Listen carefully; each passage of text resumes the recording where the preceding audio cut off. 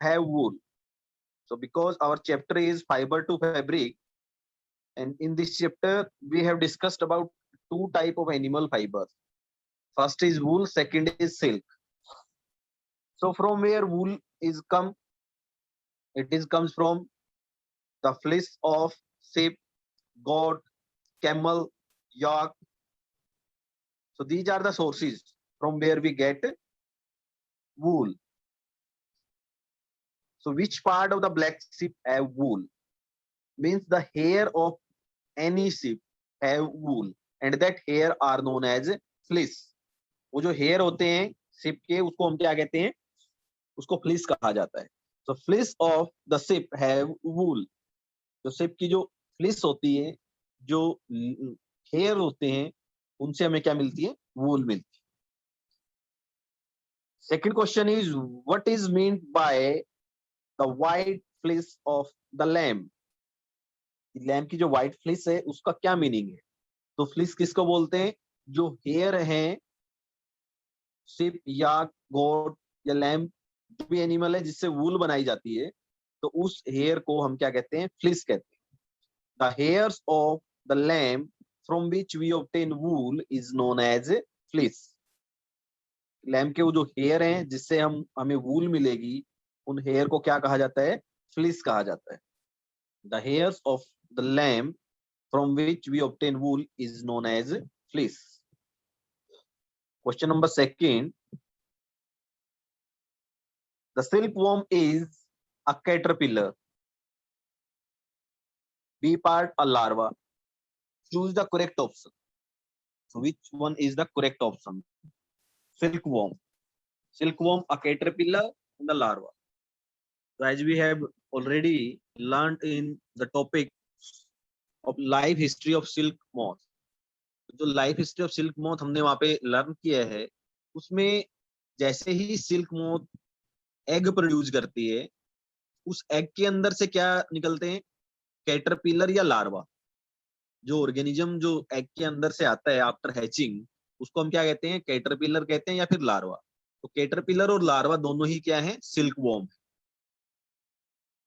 तो after hatching the organism is known as silk worm और caterpillar और larva, ये एक ही ऑर्गेनिज्म की नेम है. So option third both A and B is the correct option. Silk worm is a caterpillar and a larva. Both are the same name. Question 3. Which of the following does not yield wool? Which of the following does not yield wool? Yak, camel, goat, woolly dog. So as we have already learnt about the animal from where we get wool. तो कौन कौन से animal है जहां से वूल मिलती है? याक, camel, गोट, यहाँ से हमें वूल मिलती है. But what about woolly dog? ऐसा कोई एनिमल नहीं है डॉग जिससे वूल मिलती है. तो वूली डॉग से हमें कोई भी वूल नहीं मिलेगी. तो which does not yield wool, which does not produce wool, तो वो कौन सा एनिमल है? The fourth option is the correct, woolly dog. Woolly dog does not yield any wool, does not produce any wool. यहाँ पे आपको yield का meaning आपको याद रखना पड़ेगा. मीन्स यील्ड का मीनिंग होते total produced, total output, means पैदावार. What is meant by the following terms? So these terms we have already discussed in important term while we are learning chapter 3, rearing, shearing and sericulture. So what is rearing? Rearing होता है जब किसी भी तरह के animals की हम take care करते हैं अपने घर पे या फार्म पे. तो उस टेक केयर को, उसकी देखभाल करना, उसको फूड प्रोवाइड करना, उसको शेल्टर प्रोवाइड करना, उसको हम क्या कहेंगे? Rearing. To breed and look after animal on a farm by providing them food and shelter is known as rearing. By providing them food and shelter is known as rearing. To breed and look after animals on a farm by providing them food and shelter. किसी भी animal को हम अपने farm पे, अपने घर पे या अपने खेतों के अंदर उनकी देखभाल करते हैं, उनकी ब्रीडिंग करते हैं, उनको फूड प्रोवाइड करते हैं, रहने के लिए जगह प्रोवाइड करते हैं, तो इस जो पूरा प्रोसेस है इसको हम क्या कहते हैं, rearing. The second is shearing. Shearing का मीनिंग होता है कि कोई भी एनिमल जो वूल वूल गिविंग एनिमल है, उनके हेयर की जब कटिंग की जाती है, जब उनके हेयर्स को काटा जाता है ताकि उनसे हम वूल को पैदा कर सकें, वूल ऑब्टेन कर सकें, उस प्रोसेस को, उस कटिंग ऑफ हेयर को हम क्या कहते हैं, shearing. The fleece of the ship along with a thin layer of skin is removed from its body. This process is called shearing. The fleece of the sheep, along with a thin layer of skin, is removed from its body. This process is called shearing. This process is called shearing. Third, sericulture. The rearing of silkworm for obtaining silk is called sericulture. The rearing of silkworm for obtaining silk is called sericulture. जब हम silk वोम की देखभाल करते हैं, उसकी feeding करते हैं, उसको रहने के लिए जगह प्रोवाइड करते हैं ताकि ऑब्टेन कर सके, क्या प्रोड्यूस कर सके, सिल्क। तो जब सिल्क वोम की रियरिंग की जाती है ताकि उससे हम सिल्क प्रोड्यूस कर सके, उस प्रोसेस को हम कहते हैं सेरिकल्चर। जिस तरह से एग्रीकल्चर है, एग्रीकल्चर में क्या आती है, जो भी हम खेती बाड़ी करते हैं या जो भी एनिमल, काव बफेलो, उनकी देख रेख करते हैं घर पे, तो वो प्रोसेस कहलाता है एग्रीकल्चर। इसी तरह से सेरिकल्चर, बट सेरिकल्चर एक प्रॉपर टर्म यूज की जाती है सिल्क वॉर्म को से सिल्क प्रोड्यूस करने के लिए। सिल्क वॉर्म से जब सिल्क प्रोड्यूस की जाती है, वो जो जो सारा प्रोसेस होता है उसको हम कहते हैं sericulture. The rearing of silk worm for obtaining silk is called sericulture.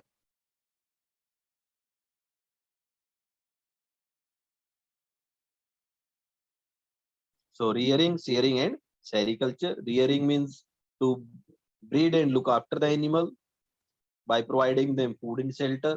That is known as rearing. What is shearing? The fleece of sheep along with a thin layer of skin is removed. Means the removal of upper skin along with the hair is known as shearing. Next, sericulture. The rearing of silkworm for obtaining silk. Silkworm से हम silk को obtain करते हैं और उसके लिए उस silkworm की देखभाल करते हैं, उसको फूड प्रोवाइड करते हैं, शेल्टर प्रोवाइड करते हैं। That process is known as sericulture. Sericulture. Question number 5,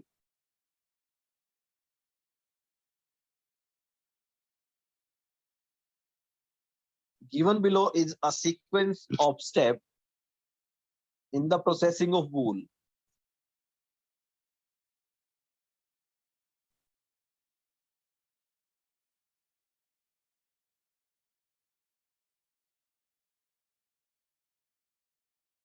Given below is the sequence of steps in the processing of wool. Which are the missing steps? Add them. So we have already learned about the sequence of process, sequence of the steps which are used in processing of wool. इस wool को जब process किया जाता है तो उसके अंदर कुछ स्टेप्स हैं, वो स्टेप्स हमने ऑलरेडी लर्न किए हैं। तो वो कौन कौन से स्टेप्स, इसके अंदर कुछ मिसिंग स्टेप्स हैं, आपको वो फिल करनी है। सबसे पहले हम किसी भी एनिमल्स को, वूल गिविंग एनिमल्स को क्या करते हैं, उसको अपने फार्म पे उसकी देखभाल करते हैं, उसको हम क्या कहेंगे, रियरिंग। रियरिंग के बाद जब उनके हेयर को रिमूव किया जाता है, हेयर की कटिंग की जाती है, जैसे सिप है, गोट है, या कैमल है, या याक है, तो उनके जब हेयर की कटिंग की जाएगी तो वो क्या कहलाएगा, सियरिंग। तो कटिंग ऑफ हेयर, सियरिंग। उसके बाद कौन सा स्टेप आता है हमारे पास, scoring. Scoring means washing hair to remove grease and dirt.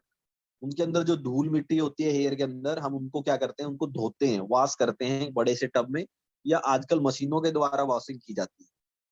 वो जो वॉशिंग का जो प्रोसेस है, ताकि उनके अंदर जो धूल मिट्टी है, ग्रीस है, डर्ट है, उसको अलग किया जाए, तो वो प्रोसेस कहलाता है scouring. Means washing of hair, removed hair, scoring.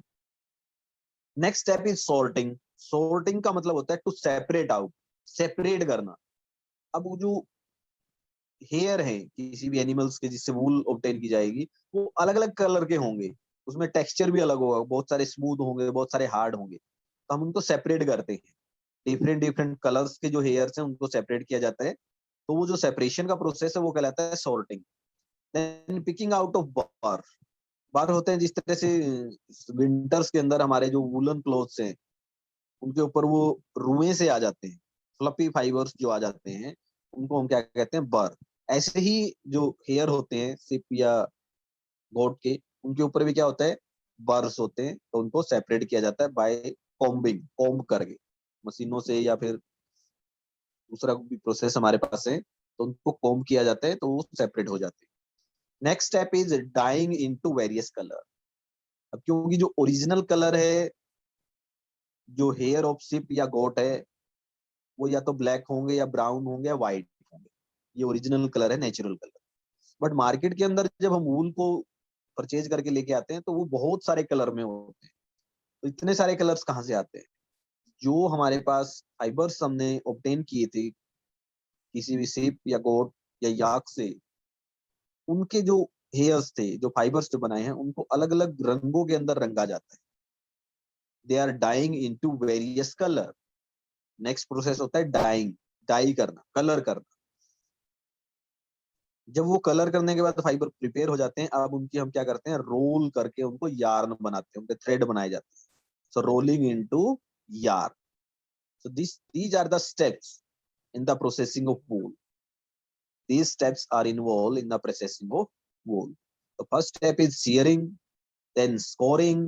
After that, we are having sorting, separate out, then picking out of burrs, then dyeing into various color, then rolling into yarn. So these are the sequence of steps in the processing of wool. And in this question, you have to write only name in a sequence. But if the question is given in term of long question, so you have to explain also. अगर यही questions long questions में आ जाता है, 5 marks में आ जाता है, तो आपको ये सभी स्टेप्स लिखने हैं और उनको थोड़ा थोड़ा एक्सप्लेन करना है, इस तरह से एक्सप्लेनेशन मैंने बताई। और जो बुक के अंदर हम इसको लर्न कर रहे थे, तभी भी मैंने पूरे एक्सप्लेनेशन से इनको एक्सप्लेन किया कि ये स्टेप्स होते ही क्या। और वहां पे तो डायग्राम भी गिवन था हमारे पास, जो डायग्राम आपको बनाने के लिए भी दिया मैंने प्रैक्टिस नोटबुक में, तो वहां से भी आप हेल्प ले सकते हैं। एक्सप्लेन करना है अगर ये क्वेश्चन लॉन्ग क्वेश्चन में आता है। Now the question number 6, make a sketch of the two stage in the life history of the silk moth which are directly related to production of silk. अब live history of silk moth में बहुत सारे stage हमने discuss किए, उनमें से कोई 2 stage आपको लिखने हैं जो सिल्क प्रोडक्शन से डायरेक्टली रिलेटेड हैं। पूरे लाइफ साइकिल में हमने देखा कि जो फीमेल सिल्क मोथ होती है वो एग प्रोड्यूस करती है, एग के हैचिंग के बाद उनके अंदर से क्या निकलता है, लार्वा या कैटरपिलर। वो धीरे धीरे ग्रो करता है, मलबरी ट्रीज के लीफ को खाता है और अपने चारों ओर क्या करना स्टार्ट कर देता है, थ्रेड को नेट लाइक स्ट्रक्चर में वो बनाना स्टार्ट करता है इन द फॉर्म ऑफ 8। और उसके बाद एक स्टेज आता है जिसको हम कोकून बोलते हैं। कोकून के अंदर जो सिल्क वॉर्म है वो धीरे धीरे डेवलप होता है इनटू द सिल्क मॉथ। और ये पूरा life history of silk moth में हमने डिस्कस किया। बट यहाँ पे सिर्फ और सिर्फ 2 स्टेज को आपने ड्रॉ करना है जहां से डायरेक्टली रिलेटेड है द प्रोडक्शन ऑफ सिल्क। तो फर्स्ट स्टेज है हमारे पास सिल्क वॉर्म। सिल्क वॉर्म या कैटरपिलर जिसको हम कहते हैं, क्योंकि जब कैटरपिलर और सिल्क वॉर्म प्रोड्यूस होते हैं उसके बाद ही सारे नेक्स्ट स्टेप होते हैं। ये कैटरपिलर और या फिर सिल्क वॉर्म है जो धीरे धीरे फिर आगे फाइबर प्रोड्यूस करे। द सेकंड स्टेज जो डायरेक्टली इन्वॉल्व है वो है cocoon with developing mode. Cocoon कौन सी स्टेज होती है, जब सिल्क वॉर्म अपने चारों थ्रेड की जो वीविंग है, नेट लाइक स्ट्रक्चर जो है वो बनाना स्टार्ट कर देता है। जैसे स्पाइडर्स होते हैं वो अपना नेट बनाते हैं, इसी तरह से ये सिल्क वॉर्म भी इन द फॉर्म ऑफ 8, जो 8 जो हमारा डिजिट होती है उसकी फॉर्म में पूरा का पूरा अपने चारों ओर एक नेट बना लेते हैं, जिसको हम क्या बोलते हैं, कोकून बोलते हैं। अब कोकून के अंदर क्या होता है, वो सिल्क वॉर्म होता है, धीरे धीरे डेवलप होता है तो वो सिल्क मोथ बन जाता है। These are the 2 stages which are directly related to the production of silk. So you have to draw these diagrams. The first is silkworm, Second is cocoon with developing moths. Developing moth. So you have to draw this diagram in your fair notebook. Now the question number 7, out of which of the following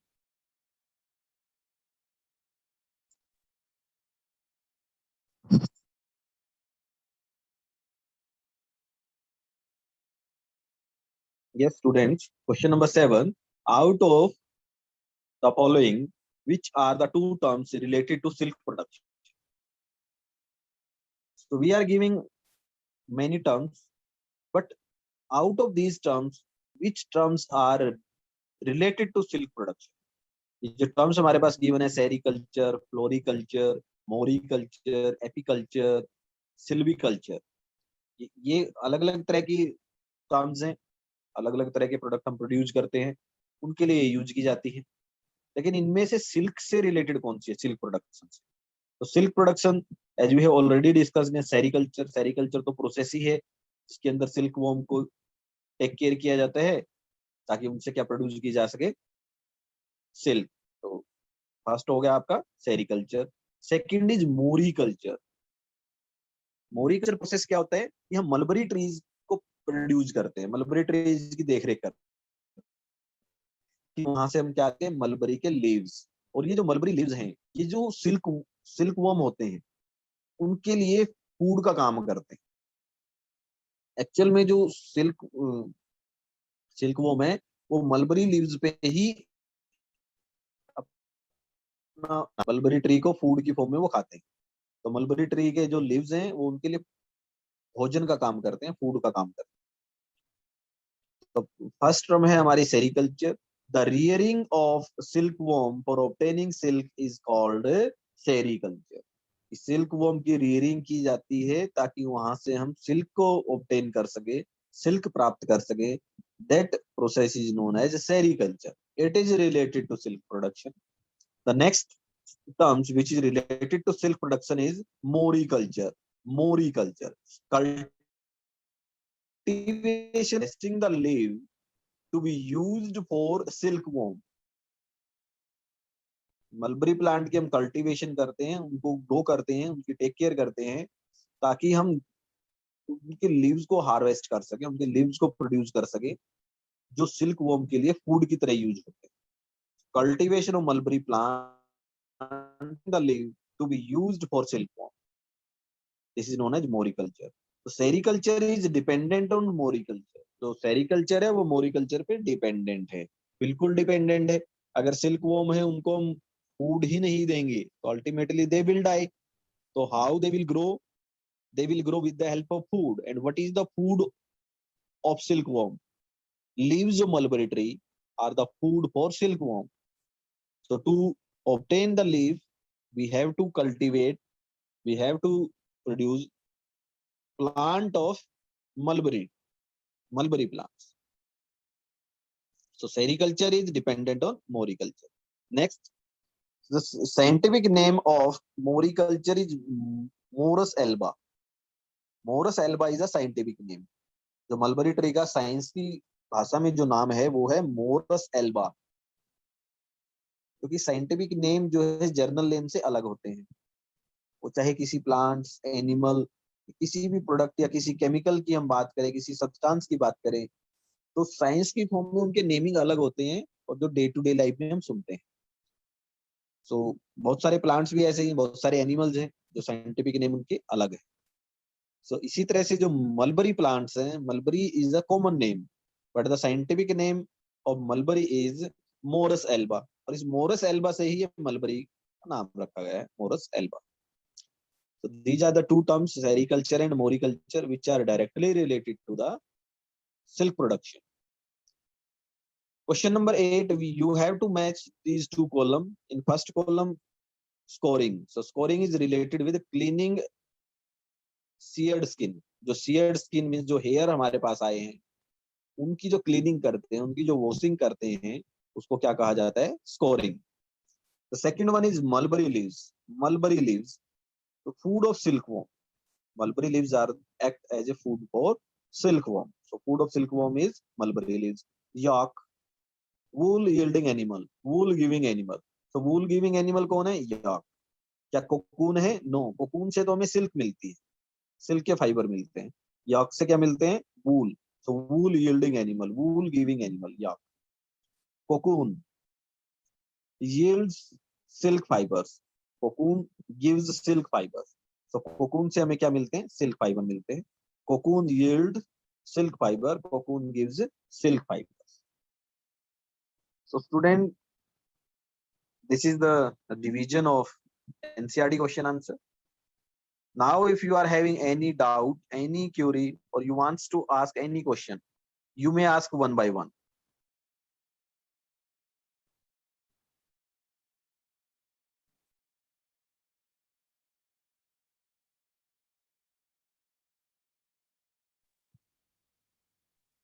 Yes, student, you may ask your question one by one.